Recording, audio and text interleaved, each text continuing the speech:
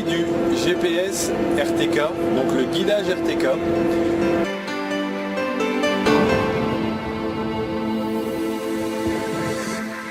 Ce système donc est basé sur une utilisation des satellites comme un GPS classique de voiture, avec une différence, c'est qu'il reçoit, de par une antenne qui est posée au sol, une correction.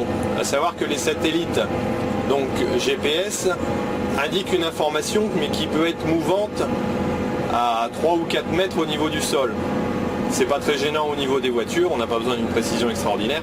Par contre, pour un véhicule comme un tracteur, si on veut pouvoir travailler correctement, ça paraît indispensable. Comment fonctionne-t-il?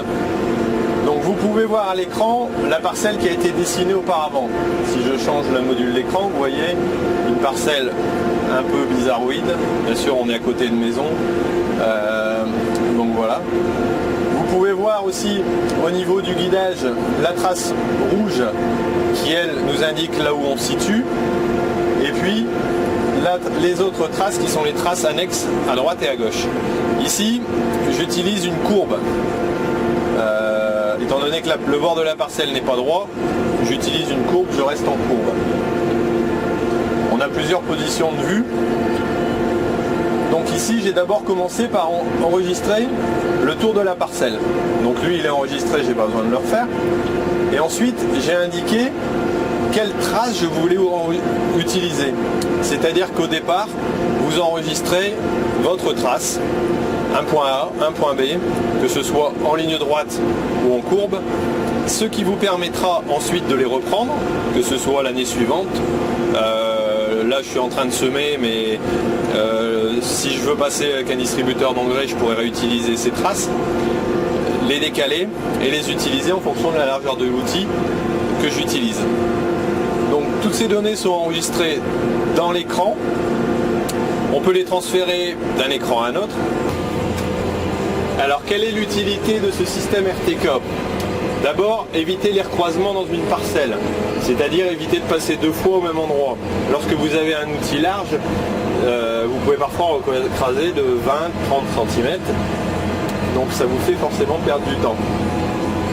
Ensuite, second avantage, lorsque vous voulez semer bien droit, par exemple pour des betteraves, lorsque vous voulez repasser avec une bineuse derrière, c'est beaucoup plus facile de suivre un semis qui a été fait rectiligne. Donc le premier avantage, éviter les recroisements, ça peut permettre de gagner 5% en quantité de semences, en produits, en usure, en temps, donc c'est pas forcément négligeable. Et puis nous, le principal usage qu'on en a trouvé, c'était bien entendu d'avoir un semis plus droit, alors que ce soit pour les préparations de planches à carottes, pour les semis, lorsque vous semez derrière un passage, lorsque vous plantez des pommes de terre par exemple, ça peut être très intéressant.